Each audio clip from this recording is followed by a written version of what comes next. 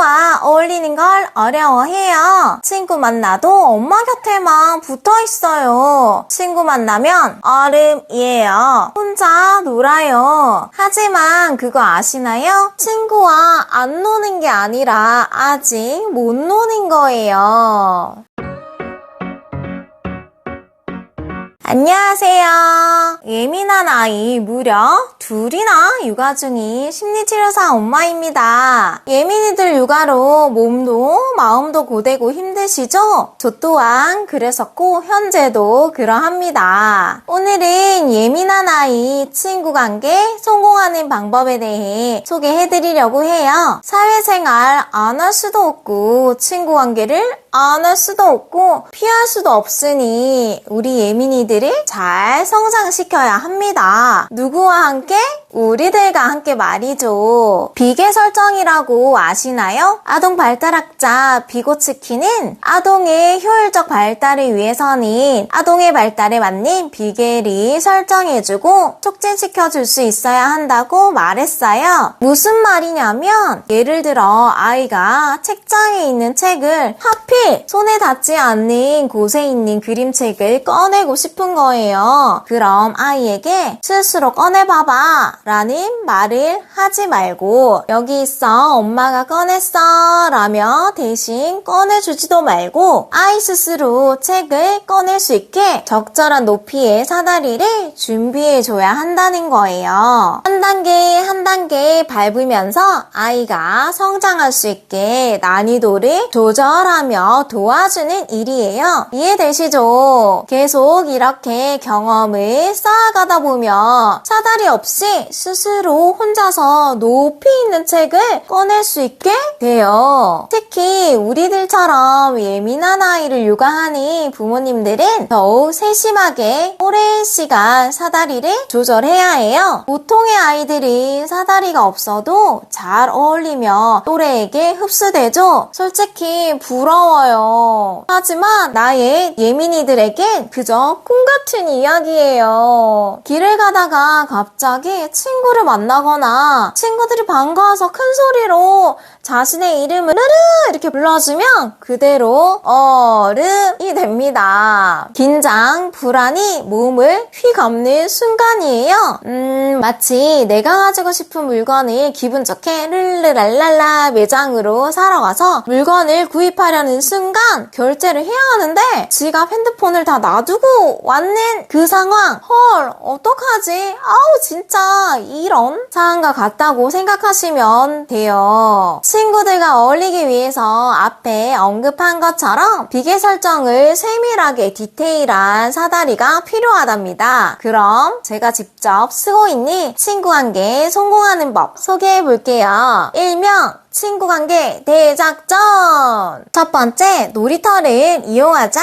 아이와 놀이터에 가요. 당연히 엄마 앞에 붙어 있거나 같이 놀자고 하겠죠. 놀이터에서 놀고 있는 또래나 주변 아이를 함께 관찰을 해보는 거예요. 우리 놀이터에 왔는데 친구들은 어떻게 노는지, 놀이터는 어떤지, 어떤 놀이기구가 있는지 한번 관찰을 해볼까? 라고 관찰을 하는 거예요. 그리고 놀이터에서 노는 아이들 중 소그룹 무리에 가서 엄마랑 함께 들어가서 놀이를 해요. 놀이의 경험을 제공하며 엄마랑 친구들이 하는 모습을 익히는 거예요. 예민이는 따로 놀이를 할 수도 있는데요. 굳이 친구랑 왜 안 놀아? 이렇게 해봐봐 하는 언어 표현은 금지예요. 혼자 놀아도 지금 상태에서는 충분하거든요. 그리고 집에 와서 사회훈련 기술을 연습을 하는 거예요. 엄마랑 아빠랑 아니면 형제가 있으면 형제랑 같이 역할놀이를 통해서 연습을 해요. 안녕,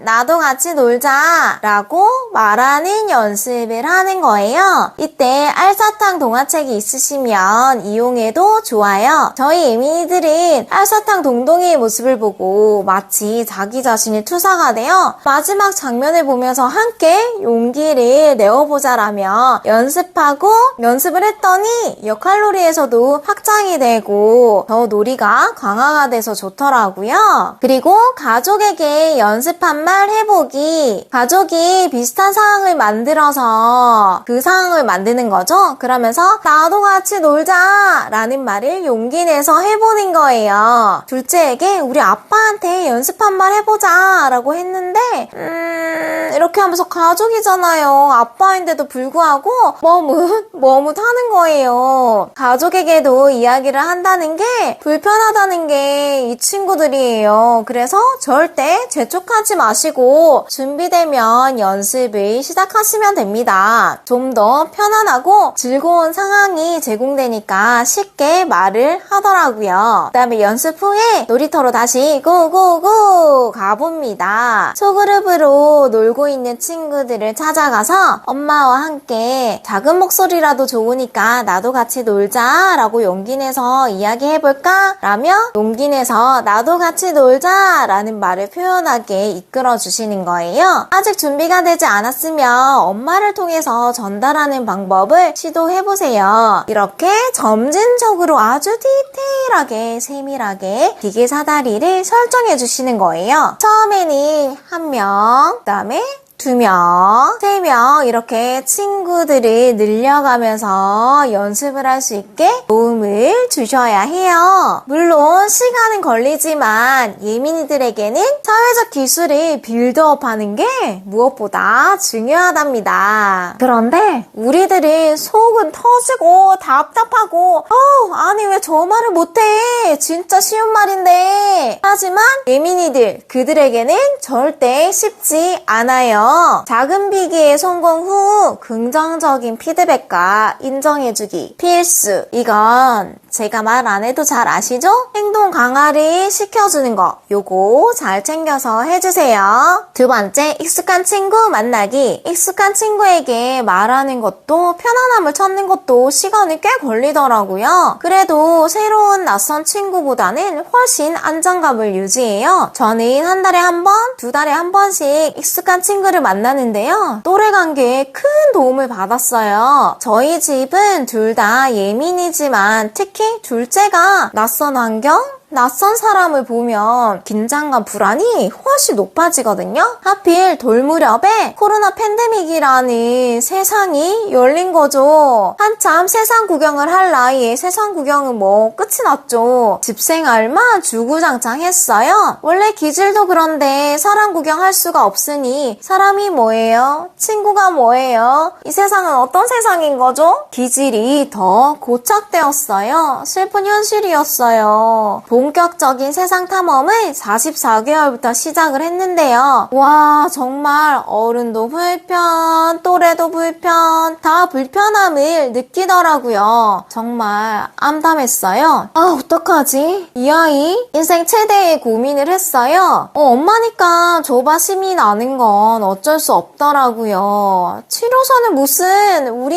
예민이 어떻게 하면 좋을까? 라고 생각을 하다가 익숙한 친구랑 다시 만남을 가지게 되는 게 좋겠다고 생각을 해서 다시 만남을 시작을 했는데요. 같은 공간에 있지만 따로 온 그 느낌 있잖아요. 엄마에게 잠시도 떨어지지 않는 엄마 바지만 붙잡고 있는 너란 예민이. 이러한 만남도 지속이 되니 아주 미세하게 변화가 시작되더라고요. 익숙한 친구가 굳이 같은 나이가 아니어도 돼요. 언니나 오빠, 동생이어도 상관없어요. 저는 늘 감사한 게 익숙하게 만나는 친구들이 진심 트러블 없이 따뜻하게 대해주고 끌어주고 기다려주고 얼마나 감사한지. 그래서 저희 첫째도 좋은 영향을 받고 특히 둘째는 많은 변화가 일어났어요. 일주일 전에 놀이방 있는 음식점에 갔는데요. 세상에 낯선 친구와 시간이 지나니 놀이를 하더라고요. 정말 감동이었어요. 이렇게 변화가 찾아오긴 하는구나 라며 정말 진짜 너무너무 행복했어요. 이제부터 시작이라며 속에 체했던 부분이 내려간 느낌 있잖아요. 점점 더 발전할 거라며 이건 정말 겪어보지 않는 부모님들은 몰라요. 세 번째, 친구에게 놀자고 해야지. 어서 말해봐. 왜 그런 말을 못해? 라는 말 금지. 심리학에서 왜 말을 못해?는 넌 못해. 못하는 아이야. 그런 아이. 라는 뜻이며 아이가 아이 스스로 프레임을 씌워요. 나는 친구에게 이런 말을 못하는 아이야. 라며 힘들게 용기가 나왔는데 다시 쏙 들어가게 만드니 그런 말 하지 마세요. 심리치료에서 지지치료가 있는데요. 예민한 아이들에게는 지지치료가 필요하거든요. 지지치료의 역할을 제일 잘하실 분들은 누구다? 우리 부모님들이라는 거 다들 잘 하실 거라고 믿습니다. 믿어요. 네 번째, 집에서 사회적 기술 가외시켜주기. 앞에 놀이터 이용하기를 기본 베이스로 여기는 현장 실습의 느낌으로 잡아주시고 집에서는 연습실이라고 생각을 해주면 되세요. 내 아이의 불편하고 어려운 상황들이 엄청 다양하잖아요. 나의 예민이가 어떠한 상황에서 예민한지 불편한지를 잘 파악을 해서 모르시면 아이에게 직접 물어보셔도 돼요. 비계 사다리를 설정을 해주시고 대안책을 1, 2, 3, 4, 5, 뭐 이렇게 알려주셔야 해요. 집 연습실에서는 역할놀이 연습, 가족 상황극이 꼭 필요해요. 예를 들어 저희 둘째님한테 둘째 친구가 놀고 있는데 집에서 신나게 영상통화가 왔어요. 설탕이가 영상통화 왔어 라고 했는데 그 말을 듣자마자 숨어버리는 거예요.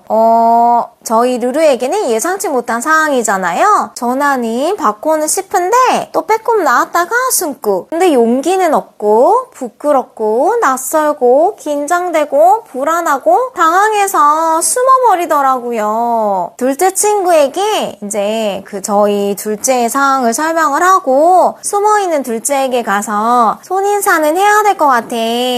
친구가 오해할 수 있잖아. 손만 내밀어서 우리 인사해볼까? 라고 했더니 숨어서 손만 빼꼼 내밀어서 이렇게 인사를 했어요. 그리고 전화통화를 마쳤죠. 전화가 끝남을 인지하고 숨어있던 곳에서 스물 나오더라고요. 그래서 또 비계 설정 사다리를 쫙 짜서 연습을 했죠. 그리고 중요한 건 이 상황에서 친구가 충분히 오해할 수 있다는 것을 알려주고 같은 상황이지만 둘째가 느끼는 감정과 친구가 느끼는 감정이 다르다는 걸 알려줬어요. 같은 상황이지만 서로 다른 감정을 느낀다. 꼭 알려주시고 인지시켜주세요. 비슷한 상황을 만들어서 체험도 시켜줬어요. 네, 그건 또 저의 불안이 올라왔기 때문에 또 이렇게까지 비슷한 상황을 만들어서 이제 연습을 시켜준 거죠. 저도 이 공부를 했지만 불안합니다. 엄마니까요. 이렇게 4가지 방법을 통해서 진행을 해보시고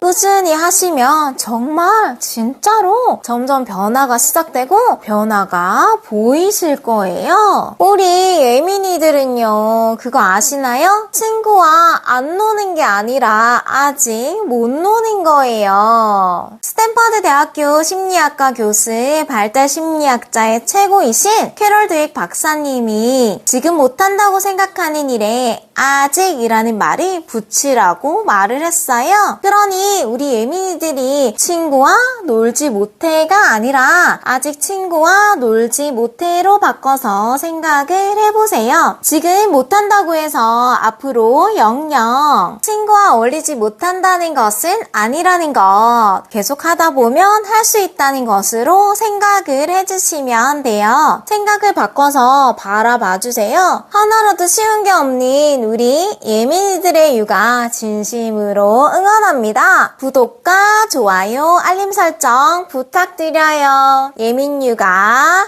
파이팅입니다. 안녕.